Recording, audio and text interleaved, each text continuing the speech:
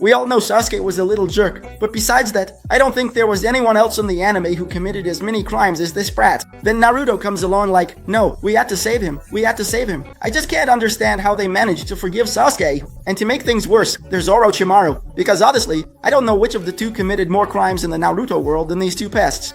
Now let's get into it. I'm going to list all the crimes that Sasuke and the Snake King committed, and in the end, you tell me, did they really deserve the forgiveness they got in Boruto's Tsukuyami world or not? Sasuke-sama started off by deserting the village, which is a minor crime, I guess, right? Maybe in the Naruto world that would get you some jail time. You spend a while behind bars, and then if you regret it. But besides desertion, he goes on to form a gang and gets involved in organized crime, because he teams up with none other than Orochimaru, who is basically the Bin Laden of the Naruto world. Now I think that's a whole different level. I don't know if he'd ever get out of jail after that, if he were caught by Konoha, and if the laws there were actually enforced. After he teams up with Orochimaru and does his dirty work, there are some assassination attempts with Deidara, and even against Orochimaru himself, but since those guys are criminals, I don't think they'd even care. The real problem comes later, when he forms another gang with Yugo, although, to be fair, Yugo wasn't a criminal yet, right? And I think that one had already done some bad stuff. Karen wasn't really, well, she had done some work for Orochimaru, but actually, she had been captured by the Snake King, right? But after he brings the three of them together, then it really becomes a little gang of criminals. So if you count it up, desertion, criminal association, and forming a gang twice. After that, he gets involved in another criminal association, but this time he takes it to a whole new level.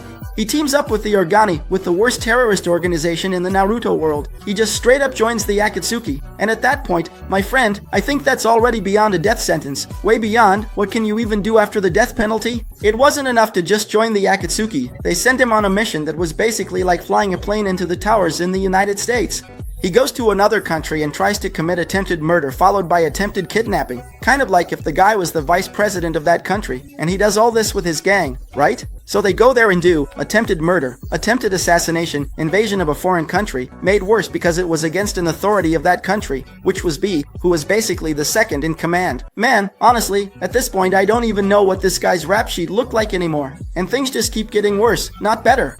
He's not satisfied with just attacking the vice president and invading another country. No, he has to go and attack literally all the leaders of all the major nations at the 5 Kage Summit, which is basically like showing up and attacking the UN. So he went from just associating himself with the world's biggest terrorist organization to actually becoming a terrorist himself and carrying out a terrorist attack, just like the Akatsuki tried to do, right? Of course, it was kind of like a kid showing up with a toy gun trying to take on the police, you know? Because Sasuke against the 5 Kage, man, it was laughable.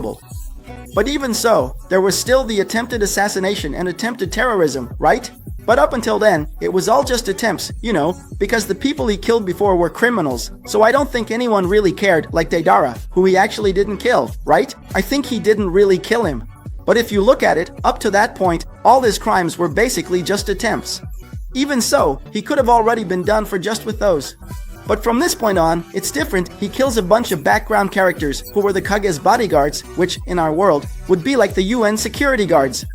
The guy just killed everyone with extreme cruelty. It would be considered first-degree murder, with all the aggravating factors. Not satisfied with carrying out a massacre of the UN security guards and attempting to assassinate the world's top authorities, he goes on and finally manages to kill an authority figure who would be like the vice president of Konoha, Danzo. Now, Danzo wasn't exactly a saint, but for legal purposes, he was a legitimate official from Konoha, and the crimes he committed were all done in secret, so nobody knew about them. So, he died as an upstanding man, and Sasuke ended up as just a lousy murderer. And finally, to top it all off, he tried to start a worldwide revolution, basically an attempt at a global coup. Honestly, I think that in Brazil, where people make excuses for everything, this guy would get like 50,000 years in prison. He'd probably serve 30, but he'd be sentenced to 50,000.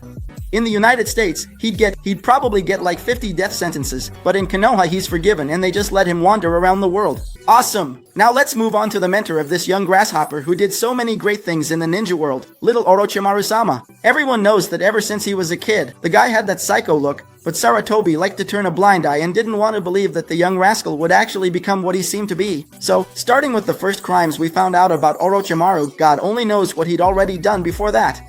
Illegal human experimentation. The guy would just grab people from the village, ninja, boys, girls, women, ants. He'd kidnap people from his own village to do human experiments. The guy would kill, man, and do experiments, God only knows with what, and what kind of experiments. Honestly, I think that alone should have been enough, right? Like, there's no way to justify that, but let's keep going. He created and used several forbidden jutsus, but these weren't just any forbidden jutsus, they were the kind that could get you the death penalty. Because there are forbidden jutsus, and then there are really forbidden jutsus. Normally, forbidden jutsus that just cause harm to yourself are banned so you don't end up dying from using them. But honestly, if you decide to use them anyway, it's kind of whatever if you want to mess yourself up. That's your problem. Now, when you use jutsus that are forbidden because they drastically alter the laws of nature, that's when things get messy. That's when you run into real trouble. Those were the kinds of things Orochimaru liked, right? That was his thing. Which were the most famous ones were basically the curse mark and the body possession jutsus. Not reincarnation, it was the curse mark and the body possession, because he liked to take over the bodies of young kids.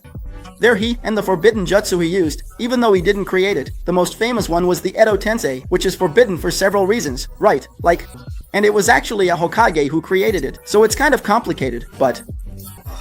So, and there's a reason it's forbidden, because the person has to sacrifice a human life, and you're also bringing someone who's already died back to life to be your own warrior. Honestly, that's really not a jutsu that should even exist, right? But, however, nevertheless, at the time of Tobirama, maybe it was justifiable, at least for them, because, you know, it's easy to judge when it's not your problem, right? So back then, Tobirama kind of there was a lot of conflict, a lot of little wars going on, so Tobirama, for example, could use the body of an enemy. Since in war you can kill, why couldn't you use the guy as a sacrifice?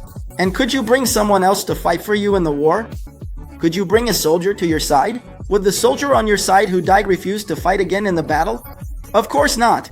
So it could kind of be a little justifiable. The Hokage themselves, they do use a lot of forbidden jutsu, but that's because they're the Hokage, so they're the ones in charge of everything, right?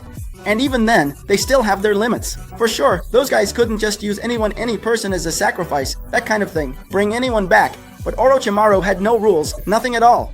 The guy sacrificed whoever he wanted, brought back whoever he wanted, and didn't give a damn about anyone who didn't like it. So, just a couple of minor crimes there, right?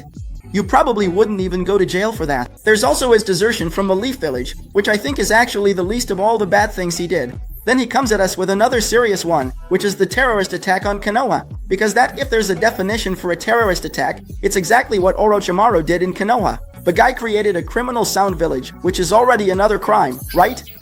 He assassinated a Kazekage, who was basically a president too, another crime. He tricked an entire village, made them attack Konoha, killed a ton of people, because a lot of people died there, and even assassinated another president, in this case, the one from Konoha. That was intense, my friend. It's hard to beat Orochimaru when it comes to the criminal code, you know. And besides all those little pranks, there were the kidnappings of several minors that he did, right? And he even tried to take over these kids' bodies. So if I were the judge, my friend, Sasuke and Orochimaru, what would I do with them? And thinking that there would be no limits to these sentences, I think even death would be too little. I think those guys should spend the rest of their lives in solitary, getting whipped every now and then, kind of like that prison from the Count of Monte Cristo. I think that would be just the start, the kind of punishment those two deserve, right? But what about you? What do you think?